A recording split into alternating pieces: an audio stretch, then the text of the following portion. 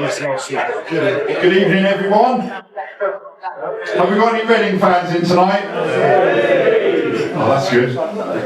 So, my name's Mark Roach. A few of you know me. I know through the Dave Kitson Academy. So, anyone involved in Dave's Academy, welcome. Welcome to everyone here to see not one but two Reading FC legends. So, it's all about Leroy Lita tonight. But also, we've got another Reading FC legend. But before we start, I'd like to give you a few of the highlights from Leroy's time at Reading. Don't worry about it. Don't worry about it.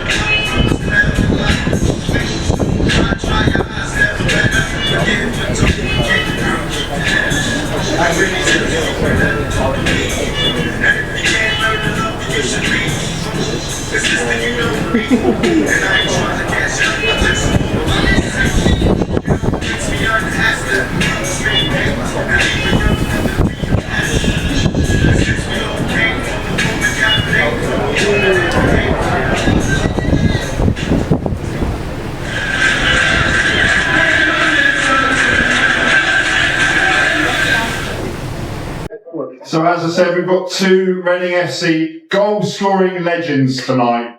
One of them was top scorer in the 106 season. He's hosting tonight's event. The other one, top scorer in Reading's first ever season in the Premier League. And they both scored in Reading's first ever Premier League game. One of them got Reading's first ever Premier League goal, and the other one got the winner in that game. So I'd like to welcome to the stage. Can you please put your hands together? A warm welcome for your host, Dave Kitson, and for Leroy Lita.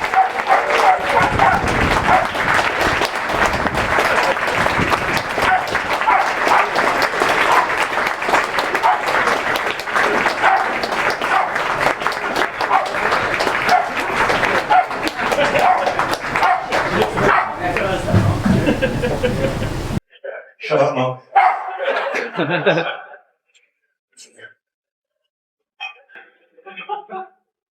How are you, mate? All right? Mate, well, how come I get older and you don't change? Yeah, I remember that. Changing room absolutely stunk of it. You and Sonko, honestly. So, because I'm an old man now, I've got my questions on it. So, where have you come down from today? I live in the Midlands now.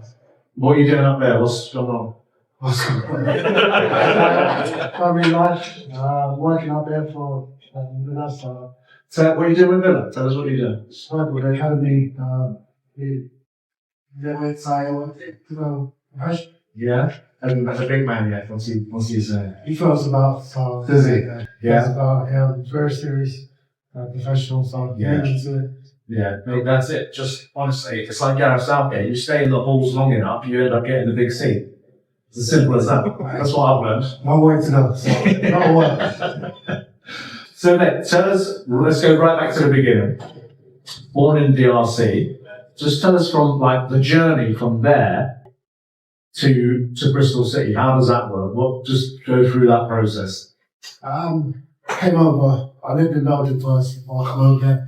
Came to England when I was 5. Didn't start playing football, so I was probably 8, 9. Picked up by Chelsea at 12 years old. Yeah. Played with my son, 18, my friends and stuff. And then 12 years old, Chelsea come in for me, and I was on trial for a year before that. I just kept turning up.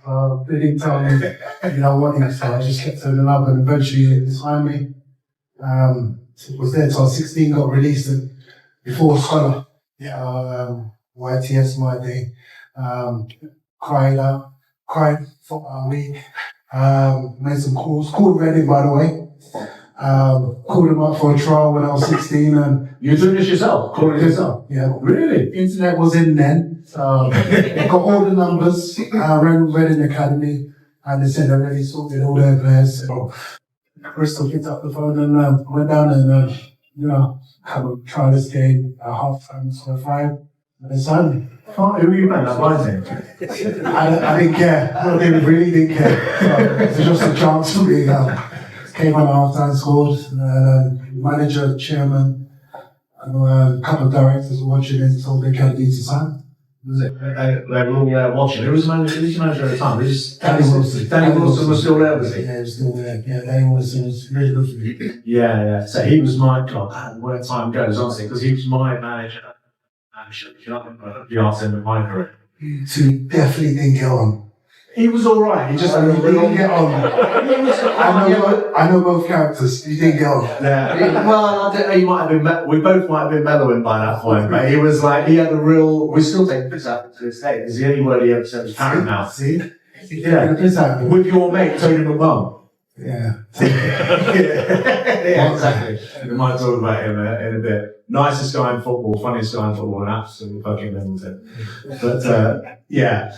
So Danny Wilson was the manager, and then what? Just straight in. Oh, a couple of years, on the bench for coming on, just giving me experiences. I know what he's doing now. That I've got older and understand it. Just giving me glimpses of see if I was hungry enough, and not personally, but he gave me that by leaving me out of big games. I was devastated as a youngster, but I got to understand it the older I got. Then he got the sack. Brian Tinney was one of my teammates, and he always said to me on the coach when we sat on there traveling and stuff, when I'm manager, he knew he was going to be manager, by the way. What a snake. When I'm manager, you're going to play for me, and you know what, he stuck to his word. Yeah, he did. And then was it the first season? That's 29? 29 goals, and then one for, obviously, England under 21s. So 30 goals in one season. You got a little smirk on your face as well. Because it obviously... I should have got more. We'll come on to the goals at Bristol. But the goal for under 21s, so that, in the first season, that happened quite quickly. To get a call up to the 21s from out of nowhere, really. Yeah, I was playing League One. Yeah. Got to the hotel with all the players and that. They all played in the Premier League already. You would have been there then. Dean Ashton, Cole, Ben. Never heard of them. Jermaine Cannon, that kind of. So got there and I was just really surprised. I was a bit shocked to be fair because I was still in League One. Yeah. And to get that call up, and looking back now, was very cheap. Yeah. That team sounds like it would have been really well behaved and, lived their lives right. Yeah. few madmen in there, but yeah, good lads, and it was an enjoyable experience. Who's the goal against? Where were you playing? Played at Pride Park against Holland. I think we lost 2-1. I came on for Cole and one of them, I came on and scored and celebrated as a winner. But it was 2-1 down. Came out to me is playing for England, scoring a goal, so I was happy. Yeah, it's funny when that happens. I had scored a penalty for Cambridge United to break some sort of goals record and went mental celebrating and totally forgot we were already 4-0 down. And it was very awkward for everybody. Yeah. Hey, you got to enjoy it, man. Goals are special, so when you play it, you're a young boy dreaming of the moments, and you do it. Enjoy it. Even if you're 4-0 down, enjoy it. It's it, mate. Yeah. Well, it wasn't enjoyable at the time, but it's and what about Holland? Did they have anyone coming through their ranks at that time? Couldn't care less. Didn't care. I was just happy to be there. Right, so tell us about the goals. How is it you were able to hit the ground running at Bristol City and just come out the 8 scoring all those goals? What sort of team did you have? How was it playing? It wasn't the team. It was just It was you. Myself. No. Obviously, you need a team. I would say I had that hunger to be in their positions, and I worked really hard to get goals. And the good surrounding around with the senior players really looked after me as well. So yeah, I was just hungry to get to the top. And where did you finish that season? Outside the playoffs. See, that's unreal, isn't it? 29 goals. Considering the 2-3 seasons before that was in the playoffs at the time, but we lost the year before in the final. Yeah. And that season, even forgetting the playoffs, but I did because I got to move. Yeah. So you brought the standard down for Bristol, and then so 29 goals, that catches the attention of guys like Brian McDermott and Nicky Hammond, and probably quite a few others as well. Obviously came to Reading, but what were the sniffs like around you? That so everyone must have been after you. What was going on? I was just focused, doing what I had to do, and being fit that pre-season, and but Burnley and Reading came in that time, and as I always say, at that time I never heard of Burnley, so Reading I knew because I rang them up for a trial, and I always heard good things about the academy. Yeah. And what the best thing was, Brian McDermott drove down. I was young, 19. He actually picked me up and snooted back. He came, his own car, picked me up and drove me to the stadium to do my medical and stuff like that. So I thought that was special. I mean, everyone that knows Brian is a top bloke. Yeah.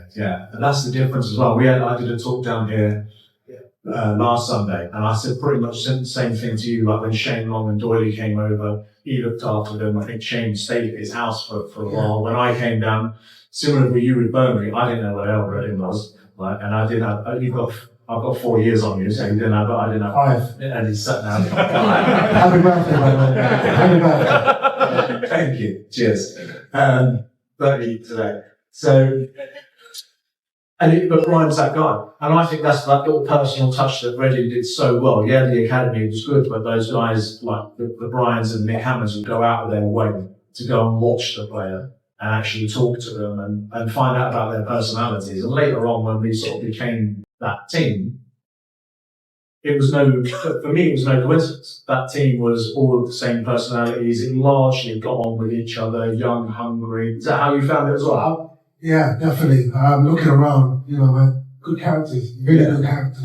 Everyone putting in the shift every day, working really hard, pushing each other. And I think that comes from their work. Brian, Steve Coppell's done that for fun.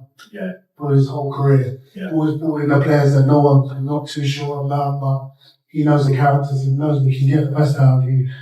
They did that really well, and then Brian was a major part. Yeah, no, look, do you find it a bit weird that Steve's not involved, really, like where he should? It always seems to me that he should be some sort of elder statesman and should be somewhere doing something at a very high level. But he seems quite comfortable in his own company as well. Well, when you love golf that much, let him enjoy his golf, but he's done his bit of football, so I respect.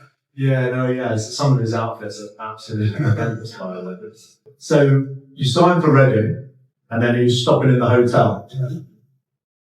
Is the story about you and Sir John? Is that true? 100%. I walked in the hotel with my agent. Just walked past me.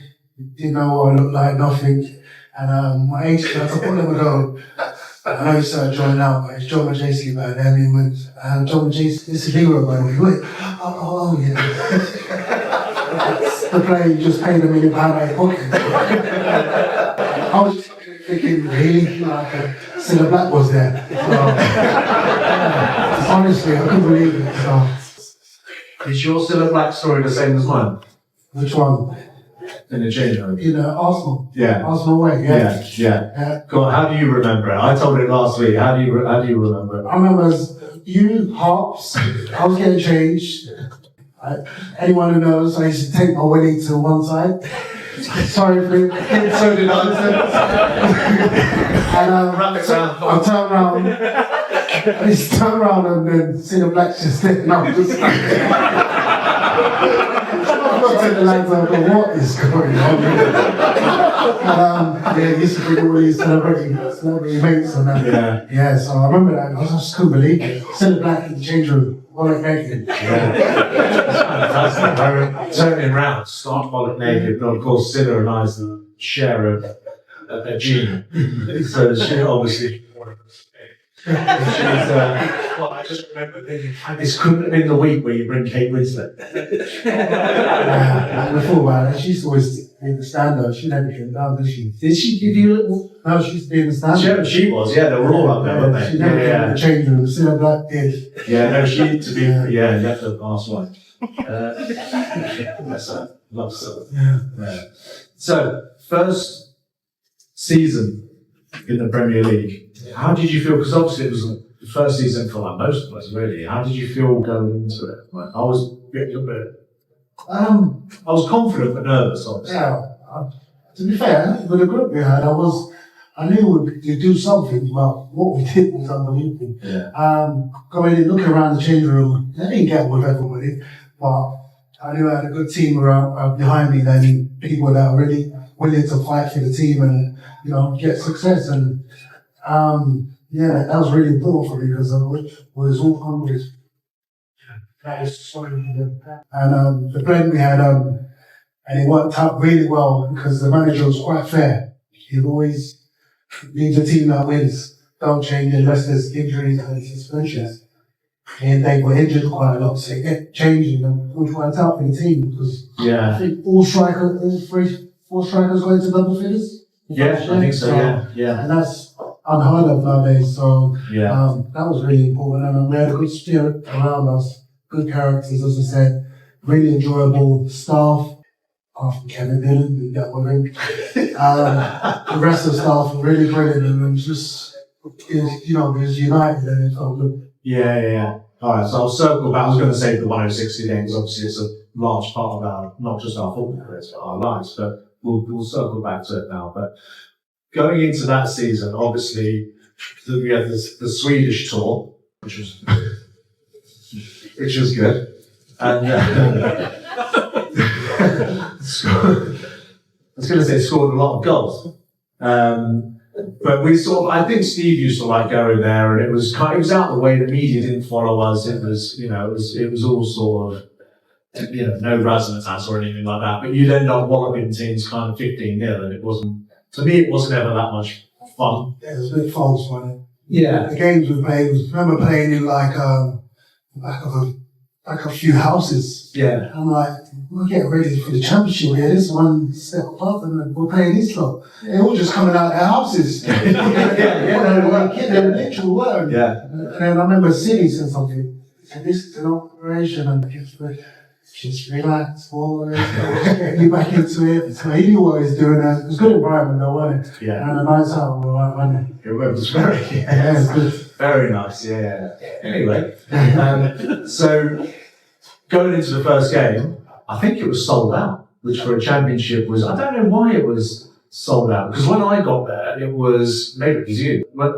when I got there it was like 11, 12, 13,000, but that first game against Plymouth at home was sold out. I don't know whether they were expecting some big things or what to do. Maybe you guys will know better. You know that. Yeah. I think everyone expected us to win like 5-0 or something. Yeah. So, first game of the season was always important.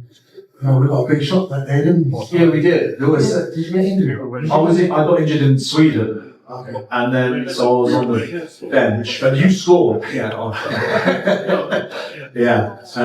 But you scored To make it 1-1. to make it 1-1, and then we conceded an absolute shitter of a goal. Like, it was like a shot that was hitting the corner flag and it hits the corner. But somebody asked me last week when I knew that we were onto something, and I'd be really interested to hear your thoughts about maybe it was a game or something or training or whatever when you thought actually we're onto something. Preston away. That's what I said. I went into that game scared as fuck, by the way, because Preston have been in the playoffs for 3-4 years. Yeah. Really good team, wasn't it? Yeah. And we went there back then. Was it 3-0? It was 3-0. We went there, we were 3-0 comfortably as well. I think they had a shot on goal. Yeah. I thought, right, we've actually got a good side here. I scored 2 that day as well. So Yeah. And now, from that moment, I thought we could do something. Brighton as well, that game. Yeah. It's a hard game going to the Whitby at the time. That was horrible. Horrible. Yeah. I think you scored and Hit in the face on it, I think. 2-0 away from home at Whitby, which is tough. So I thought, not a chance to do this for the season. Yeah. But yeah, to go on and lose 2 games in the season, yeah, unbelievable. Do you remember a Preston getting clapped off by them? Yeah, by the away fans. Yeah. Yeah. And they played really well. Really well. I mean, you could see that we had a good team around us. I think me and you started that game. Yeah. And, so did you set up Glenn for the third one cross? Ben Jones for the head, I remember. Yeah. It was just like that feeling from that moment. I thought that game we could do something. Yeah. So what I remember about that game is half time. I think we were winning, and Steve Coppell came in and went for Steve went a little bit mad at Bobby Conley, and just went, "Please stop fucking hitting the ball long and get it down fucking plane. Stop hitting the ball over the top." Second half, Yeah. all into lead. 30 seconds in. 30 seconds into the second half, just smashing it. About probably the furthest pass of the season, about 80 yards. Yeah. Took it down out of the air and smashed it across the keeper. And you ran over to the bench, and I remember Bobby Conley running towards Steve Coppell going, "Just let me fucking play." And he can moan, by the way. He can, yeah, he does know. He still knows, yeah. But he made a difference, didn't Yeah, really good for us. Quite for someone that's blind, it's good footballer. Yeah. That's surprising. Yeah. Someone who couldn't see much, very good footballer, and a great lad as well. So he? Yeah. I love Bobby. He must have been a little bit blind, because after training, he always used to find his way to my fucking house. I'd just be in the lounge and I'd just hear like rustling in the kitchen. Yeah, the kid being purple, and yeah, the kid you're his best mate. Yeah. I know, because his family and stuff went around him. He looks after him. Yeah. I always wondered why I never had any food. So is there any standout moments from that 106 season as well? Because obviously you scored goals, but you had a couple of injuries as well, didn't you? Which kind of, we all did. Yeah. But yours were a little bit worse than others. I know this is a bit selfish, but I'll be honest.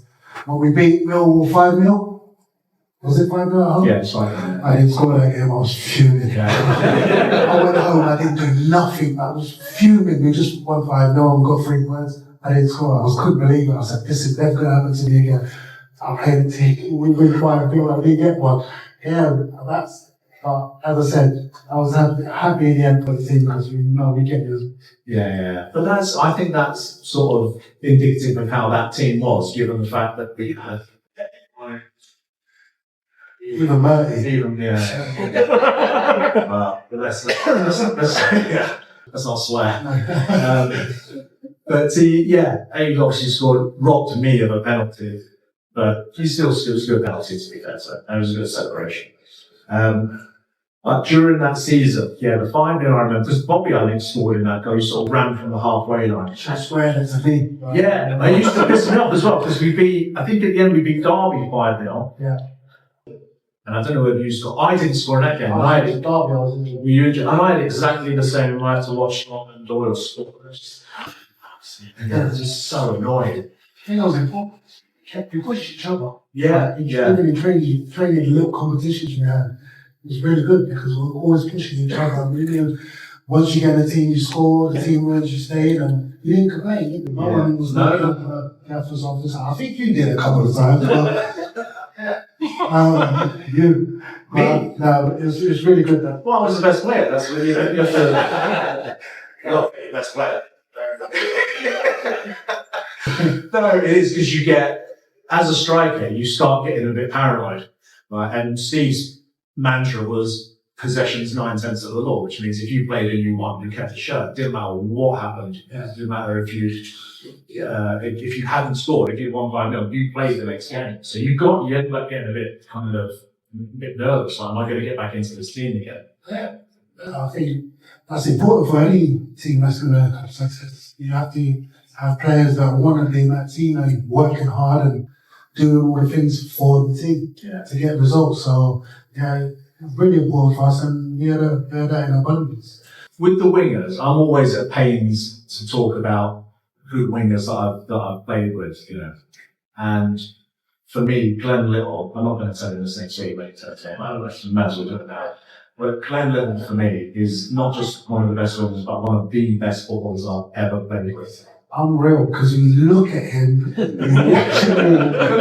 watch him run, his legs up, his feet are inside like that, can't walk properly, but get him on the football pitch, he's the most trickiest player ever. Yeah. And not quick, but very skillful and, very intelligent footballer. Yeah, he's definitely one of the best footballers in our team. Not the best athlete ever though, but yeah, good footballer. Yeah, and then you had to have him in like really small doses around the training ground as well. It was like if you came in on it, and I know some days you came in and you were like, I need a quiet day. I lived in a hotel my first couple of months. He's in there every day. He talks to me. I'm like, I don't even know you. Why are you here? Been there for hours. I was like, I've got to go now. But yeah, he doesn't stop that. But I don't know where he gets his energy from. It's mad. That's mad. He's still now. Yeah. I remember when he moved to Sheffield United later on in his career, and he was still in the hotel. They kicked him out of the hotel. Okay. Do you remember this? But he was still in there, and I sort of followed him back. And he opened like a little cleaner's closet, like that. And my room was next door. I was like, what are you doing? And he was in there. Yeah, they kicked him out and he was staying in the closet. And he was just, he was unbelievable. He just lived in Glenswell. We're all just a part of it. But it was just absolutely incredible. And he had names for his crosses. Yeah. The blade. Yeah, the Vader and the whip. And he was unbelievable. And I just think that we were so lucky to play with wingers like that. Yeah. So you just want to get the ball and put it in the box, Yeah. You don't see much of it nowadays, but the game's changed. We're lucky we played in them days because we'll be frustrated. Yeah, no, today, the football's just completely changed now. It'll be a bit of a nightmare to make it a strike you. It's even less and less football. At least those guys will give you something to go at all the time. What were your celebrations like after you got promoted? Remember where you went? You guys was in Eston, away. I wasn't there. I didn't travel because I had a broken leg. I was in Bristol at my ex-girlfriend's family wedding. I was just checking on my phone and then I just said, got promoted. And she said, yeah, brilliant. The wedding started, come back in. I said, we just got to the Premier League.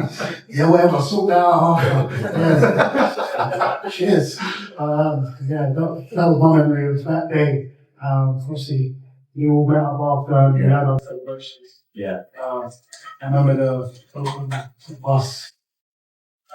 At least 5 minutes. Yeah, it was good though. We'll be out by 7. So it was really good time. So with the injury that you alluded to, the Burnley, I remember I was on the bench, and I think, had you already scored? No, I didn't score. You came up and scored. I was in the hospital. We were winning. We were already winning. I can't remember who scored. You went to I remember sort of being kind of half forward on the bench, sort of, watching what was going on. And I remember you just swiveling on the edge of the box and it was coming nicely onto your right. And I was thinking, this has got a chance. Yeah. But you just sort of gave way. Yeah, I just had the shot. I had problems with my left foot. Before that, so I had bone bruising for like 6 months. Right. But once you start moving and stuff, it feels fine. And but eventually, the best thing that can happen for it, I had that shot, rise, crack, and next thing was finally give me some gas, and I was bringing my mum up, going, no, I just broke my leg, laughing and shit. On the pitch. Still on the way to the ambulance and that. And yeah, because they got my phone for me and that. And I had to call my mum and said, why are you laughing? I said, come on, gas, it's funny. It was brilliant. God, do you know what? I feel very sorry for you. You had to go to a hospital in Burnley. Yeah. What was that like? I remember coming out, put the old school big plaster cast and all that, and they give me these clutches, they're like the wooden ones from the war. What? And finally as I was getting back on the coach, finally gave me it, took them off me, gave me some decent ones I could actually use, and I kept slipping on that, and I was out in the team now, and then I just, had a few drinks on the way down, and I went down to him. And there's some t-shirts made up as well, isn't it? Yeah, I was like, what did you feel like? Yeah, that's how I felt. I was like, what are you doing? Yeah, I think it was another Bertie thing. Leroy in my picture, I'm like, Yeah, no, exactly, yeah. And I was like, get on with it, just get the job done. And we're in it as a team and I'm injured. It's March anyway, we're nearly there, weren't we? Yeah. So I was there at the game, watching every game, apart from the Leicester one, because that's that wedding comes. Yeah. I just wanted us to get the job done. And when we did it at QPR in front of all you guys, the ones that were there, it was like, for us, it come true, and I'm sure for you guys as well, meant the world to you because little Reading in the Premier League was a dream come true.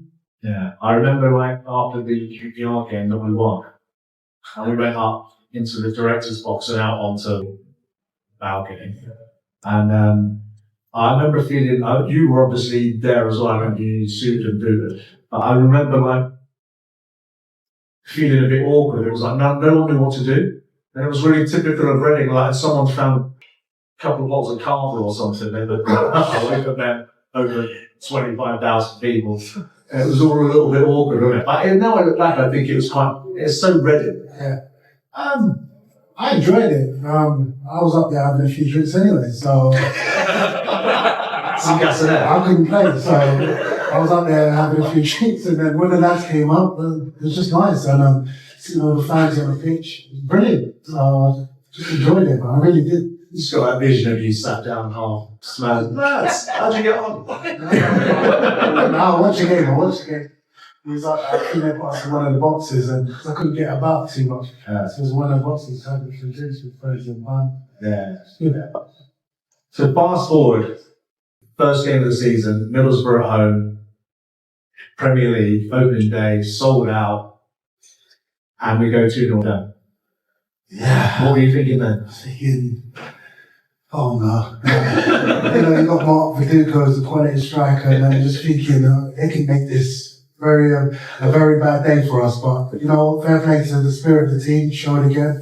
To get back into it, was it 2-2 before half time? Yeah. Dave did me a favour, got injured again. Yeah. And came on at half time and got the winner. Just the feeling, the belief gave us all, being in the Premier League, we're all nervous. First game, a lot of us anyway. And to get back into the game then, that was unbelievable. Yeah, it's amazing how many times it happened, isn't it? You got injured at Burnley, I come on score. I get injured at Middlesbrough, you come on score. It used to happen so often, it's like just seamless, just putting one player in for another. Yes, I don't think I've seen it since. Was we lucky or just that's why you had 4 strikers? Yeah. Don't forget Longy as well. I thought he's important because when he came in, he showed the same hunger, desire. I love playing with Longy more than you, by the way, because he ran around more. He done all your running for you. I had to do the running for Dave, so I'm joking. But honestly, the blend was really good. All different kind of players, but the same desire, hunger, and determination to do well. Yeah, no, it was. And then from then on, I think I had a bit of a feel sorry for myself moment, didn't really want to watch anything. And then I just remember having to watch you guys go on and do really well, make names for yourselves, score. How did it feel going through that? Was there ever a moment where you was thinking the Premier League is surely as bad as it has it been made out, or is I'm loath to say difficult because it is difficult. Difficult, but not as scary as it's made out to be. You go out there, I think anywhere in the world, no matter what level, if you apply yourself right, compete, work hard, you're going to get results. So that's why I felt we got confident in that. We just work even harder. You see the hard work and getting results here and there. Remember going away to Chelsea. I support Chelsea growing up. I think we're going to get battered here before the game, all nervous, but we went out there, just had a go, got in their faces, and first season we got a draw, I think. Yeah. And things like that give you the confidence and belief that you can play that at that level. Yeah. I remember you just reminded me of something actually. Cobble was quite meticulous in his, very meticulous. They all were, just the way it's set up, and used to pay a lot of attention to the opposition. It used to annoy a couple of the lads. James Harper used to annoy. Let's concentrate on us. But he used to pay a lot of attention. And he played Chelsea away. And what Steve had said was, Makelele's there to break up the play.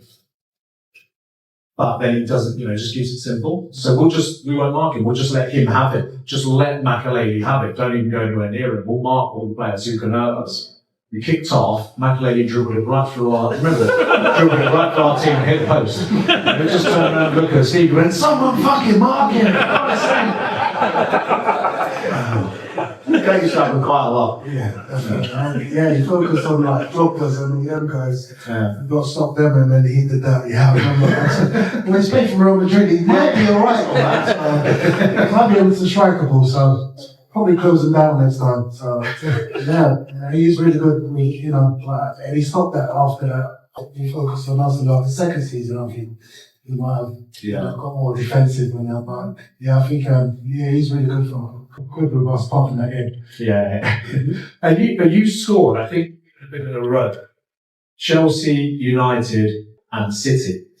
You had 10 in 12 goals. 10 in 10. Yeah, 10 in 10. You might have to update your Wikipedia.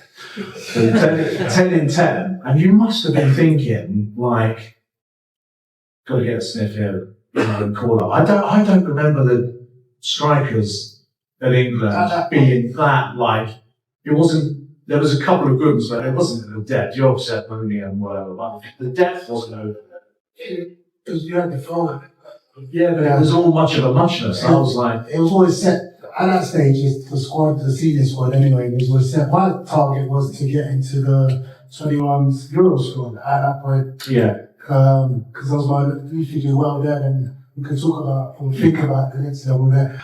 But yeah, playing in the Premier League, looking back, doing that well at that time. Normally, if you do that now, you're in the squad. but if you score a goal, you get in the squad these days. It's unbelievable. Let's not be better. I'm very bad. I fucked up my own chance about that, so I really got that right. But for you, doing that, you must have been thinking, Yeah, I wasn't. I was just hoping to get to that 21 squad, and I did that, and I did well there. And after that, I was thinking maybe the senior team, if I start the season well, the next season, and then they'd have a look then. I remember Steve McLaren at the time coming in the change room in Holland when we were playing in the Euros, shaking my hand, telling me how well I've done everything in tournament, should be proud. So give us a call up then. But it never happened for me. But yeah, as I said, I'm proud of my children. So.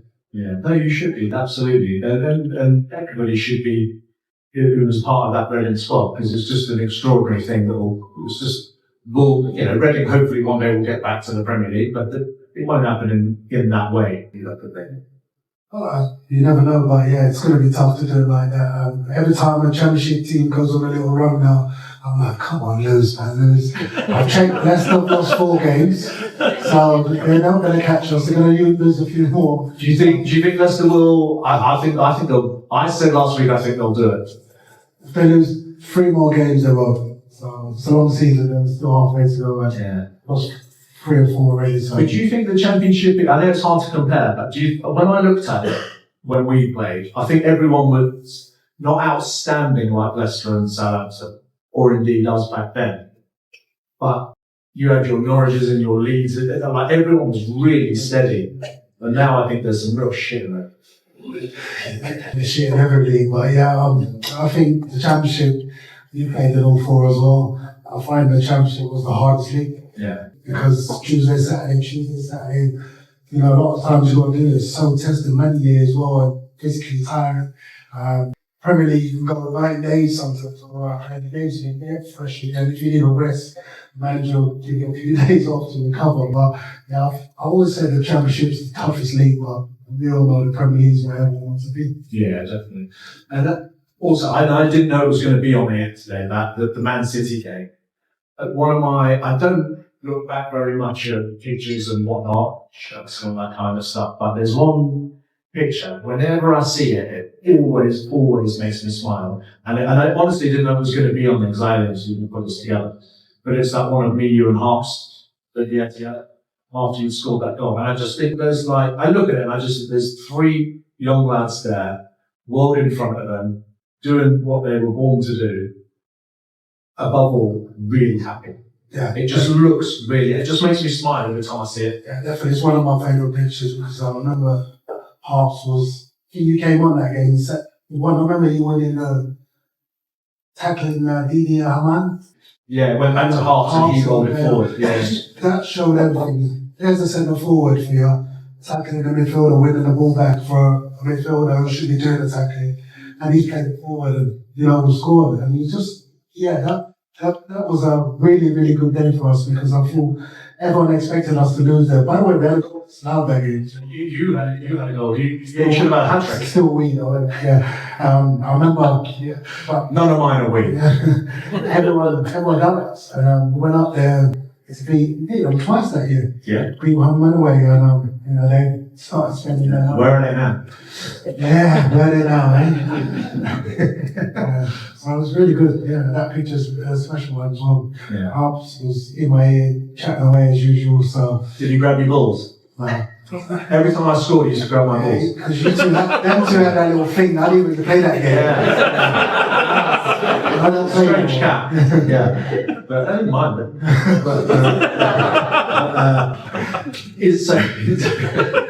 In terms of the finishes, is that it's my favourite one of yours. Your ready goals. That it's my favourite because I just think it's got so much class about it. The actual finish. But what's your favourite penalty goal you scored there? Probably the one at Chelsea because having been released as a 16-year-old, told you're not going to make it. You're not good enough, and going home and having them doubts. Working as a builder for a little bit, but then going to work in the petrol station. And I said to myself, I'm not doing this for 30 years, so I had to get back on my, and get back my focus and work hard again and try and get back in the game. So yeah, probably the Chelsea one, and then a lot because my coach, Paul Clement, was on the Chelsea bench, and there's a picture of him when he goes to them, Mourinho, that he's actually smiling and looking at me. Oh, is he? Yeah. So that one, probably my favourite. It wasn't a great goal, but the emotions behind it, that one. So you felt that at the time? You felt a little bit of the... He believed in me. Yeah. It wasn't his decision, but he was only a under 14s coach at the time, and under 15s, under 16s. So, but just seeing his face and smiling at me, it meant a lot. And so I spoke to him after that. Yeah. And I said, well done. He's probably the only one from Chelsea who said, congratulations on your success, by the way. Cheers. I seen Ted Dale in Bristol, and he's working for David Beckham Academy, and he just looked at me and I went, you alright? Say, I'm good. I said, thanks, man. It's when we got promoted, I felt like the town changed in terms of everyone was. I always say when Reading are doing well, this probably applies to any town, but the town's happier. When any football team is into its great, you feel it around the town. I also feel that when we got promoted, the media changed a little bit towards us. We became, to them, it's like they had finally had some stars, whatever the hell that means. But I felt you took the brunt of that for a lot of us. You sort of got singled out a lot by the media. I remember the picture of your car on the front of it, and I just remember having a go at it, saying, what the fuck is this? Do you feel like you kind of, you took the brunt a little bit? I didn't feel like I didn't give a shit. Well, we know you parked on double yellows. No, when I parked on the same one, I broke a leg. It made sense to me. I didn't really feel like that because you asked a couple of my mates here and from here that were still pals. I just thought you still got carrying about your life and playing in the Premier League. You can't. You have to change everything. I was going to the same places, doing the same things. I wouldn't advise it to any youngster, but why should I have to change? I'm just me, man. I'm just a young lad live my dream and let me live my life outside. I remember Nick Hammond rang me up. Me and him didn't get on either. He rang me up and called a meeting with me, my agent. I was thinking, new contract. He's got in there, he's gone to me. Yeah, Leroy, you can't go here anymore, you can't go there, you can't go there. I was like, you called me here for this? I got up and walked out. And my agent carried on talking, and my agent told me at the time, and like, they keep here and there. I was like, what? I'm not hurting anyone, I'm just shouldn't be able to bitch your fans, because everyone knows about it nowadays. So if you don't take a picture or go and say hello, I was just chilling, man. I was here, we're just chilling, so I said hello. There's no problem with this. I don't think I didn't feel any pressure from it because other stories go out, sure people in there know about them, but yeah, the sad thing about that one is like, my mum had to read it. That was embarrassing. I regret sending it to her now. My brothers and my dad and I thought it was brilliant. Like, yeah, mum had to see that. That's probably the only time I felt a bit ashamed. But apart from that, I just thought, you got to carry on with your life. 100% agree, mate. And I wouldn't have you any other way. It's been a pleasure. We'll have a quick break and get as much drink and food as you like, have a pee, and we'll come back and have a Q&A. Cheers.